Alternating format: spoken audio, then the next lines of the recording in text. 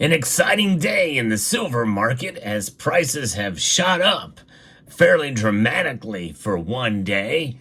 But it's the reason why it occurred that I think is the most surprising thing. I'm going to get into that reason and so much more in this video as we explore.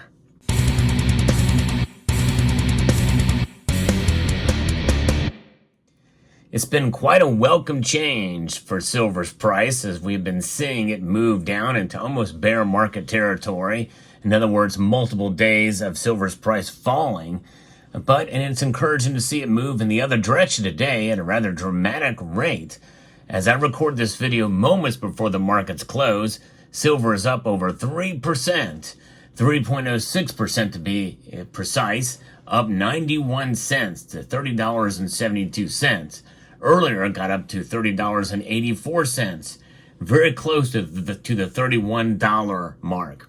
What an amazing thing to see. In fact, just in yesterday's video, I asked the question, could silver break out above $30? Well, it did that. It did that within hours of publishing that video, and we are here. Now, to be consistent, I had been saying that I think that the doldrums, the summer doldrums for silver, is going to hover anywhere between $31 and $27.50 or somewhere thereabouts. I think that is the window that we could see silver's price hover in this summer, barring any surprise situation, maybe even as such that we're learning today as to what moved the needle for silver's prices. I'm going to be quoting from two different sources here that talk about these market moves, and really it boils down to psychology.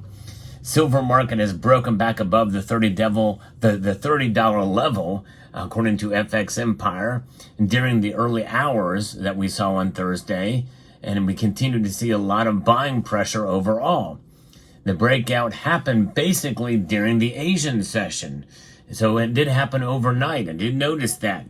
So the fact that it is breaking out there means there's something going on over there in the Asian markets. And it just hasn't stopped since. It's a healthy sign for silver. And it suggests that a bounce from the 50-day estimated moving average is in fact a real thing, according to the technicals. Therefore, if you've got a situation where we ultimately go higher, whether or not we can break out to a fresh new high remains to be seen. In fact, I don't think it's going to happen unless some of the technicals are really strongly seeing this kind of wedge upwards to a degree.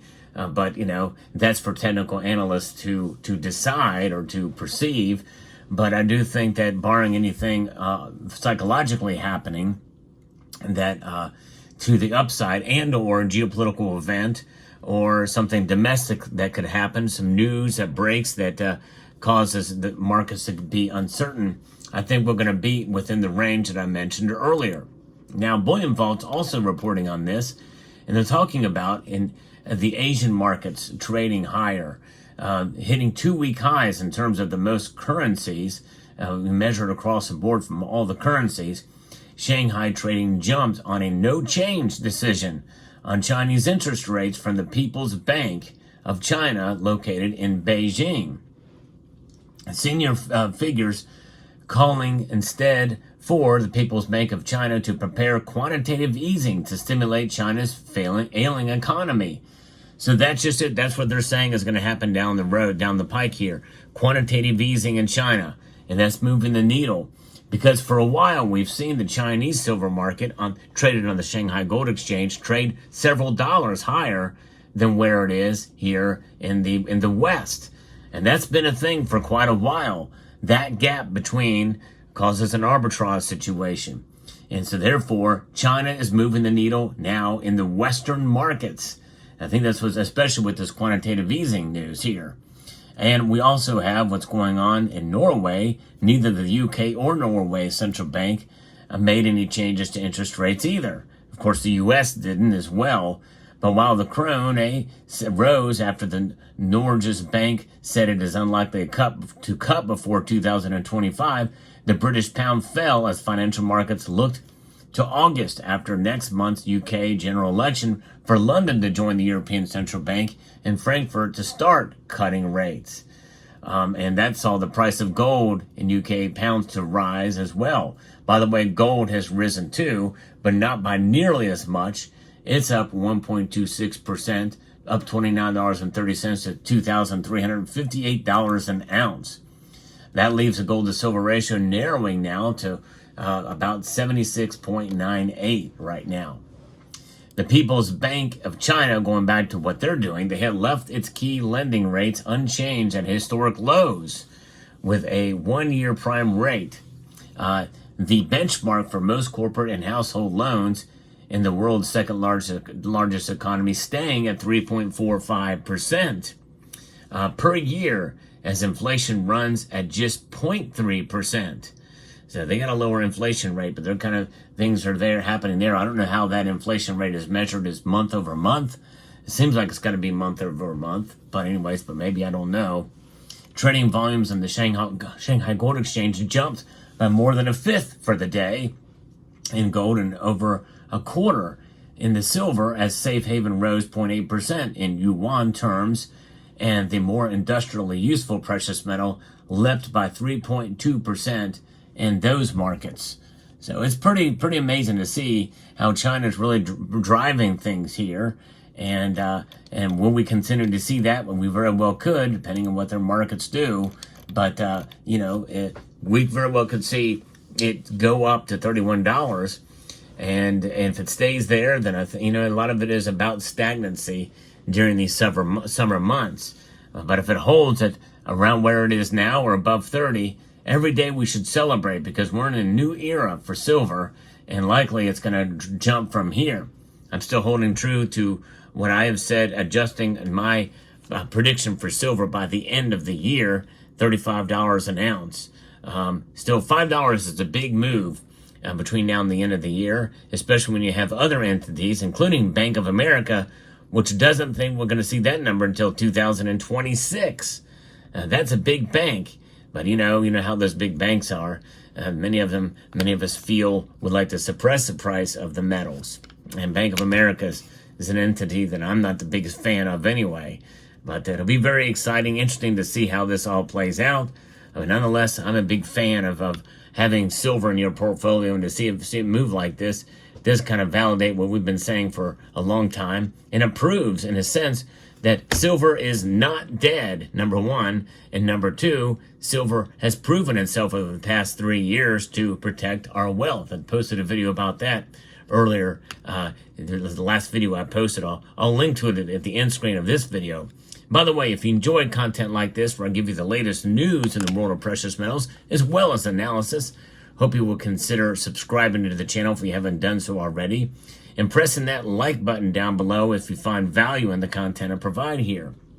But an exciting day for silver stackers. Now, buyers of silver, many of us in this community would not change our view on silver, even if the price fell $5 or $6 an ounce. It's just a buying opportunity. And I believe in utilizing that dollar cost averaging so that we can average our prices, and we can use that to further guys as a measure of wealth preservation over the long course of time. Now, what does that mean, wealth preservation? Well, it's preserving our purchasing power, because this is inflating. It's inflating almost out of existence when you measure its loss in value over the past 100+ years. Since 1913, the dollar, which is made of cotton linen fiber in physical form, although there's a lot of them floating around in digital form, it's lost about 98 to 99% of its value. It's pretty remarkable when you look at it over that grand scale of time. It's a managed decline, by the way. It's by design. It's 2% is not considered inflation, or out of control inflation. Anything above that, they don't like that. The Federal Reserve doesn't. So they do things to try to manipulate the dollar, which in turn manipulates silver.